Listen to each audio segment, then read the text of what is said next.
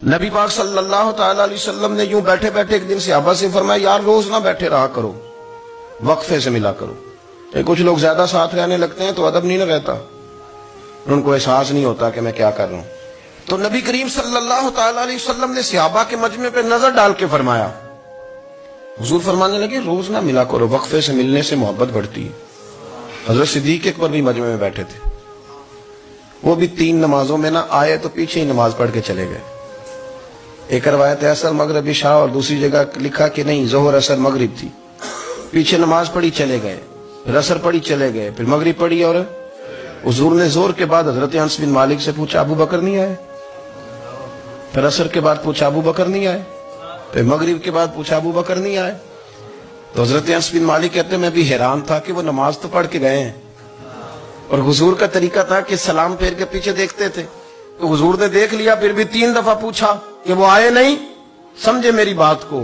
حضور فرما رہے ہیں نماز پڑھنے تو ساری دنیا ہی آتی ہے، وہ تو اسپیشل آیا کرتا تھا، وہ آیا نہیں؟ آئے نہیں جناب صدیق اکبر؟ تو حضرت انس کہتے میں نے جا کے دروازے پہ دستک کی، حضرت انس قریب رہتے تھے نا حضور کے، تو نبی پاک کے لاڈلے تھے، تو پھر لوگ بھی ان کا لاڈ دیکھتے تھے کہ یہ حضور کا قریبی ہے۔ وہ کہتے میں نے دروازے پہ دستک دی تو حضرت ابو بکر صدیق فرمانے لگے کیسے آئے ہو؟ میں نے کہا یار آپ چنگے سیانے بندے، حضور نے 3 دفعہ پوچھا ہے، 3 دفعہ پوچھا ہے۔ تو حضرت سیدنا ابو بکر صدیق دوڑے آئے، حضور حکم ہو؟ نبی کریم نے فرمایا یار سارا دن تو نظر ہی نہیں آیا، تو کدھر تھا تو؟ سارا دن ملا ہی نہیں۔ اللہ کرے آپ کے اس جملے کے حسن کی سمجھ آئے۔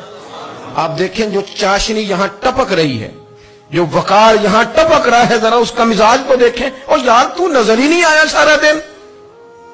تو حضرت صدیق اکبر کہتے ہیں کوئی بات بھی نہیں تھی پر میں رو پڑا۔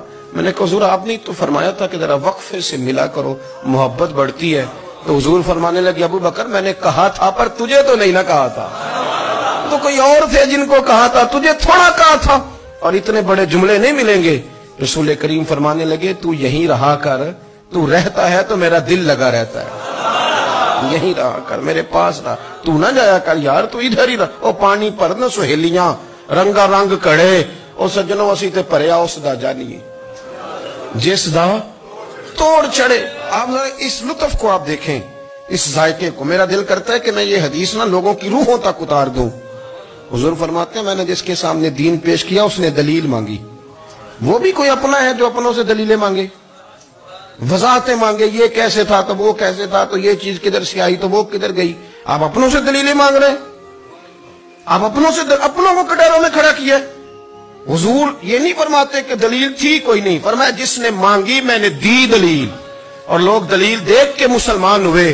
حضور فرماتے ہیں لوگوں سنو یہ میرا ابو بکر ہے، میں نے اسے کہا کلمہ پڑھ لے، اس نے دلیل ہی کوئی نہیں مانگی، فوراً ہی کلمہ پڑھ کے مسلمان۔ یہ احساس ہے۔ یہاں تو تھک گئے لوگ اپنوں کو دلیلیں دیتے، وہ جی ویسے کیسے تھا، تو ایک بندہ یہ کہہ رہا تھا تو دوسرا کہنے دے جو دنیا کہتی ہے، تو اپنی بات کر، تو بتا تو کیا کہتا ہے، اپنی رائے بیان کر، تیرا نظریہ کیا ہے، تیرا ذوق کیا ہے، تو چھوڑ لوگ کیا کہتے ہیں، اپنی بات کر۔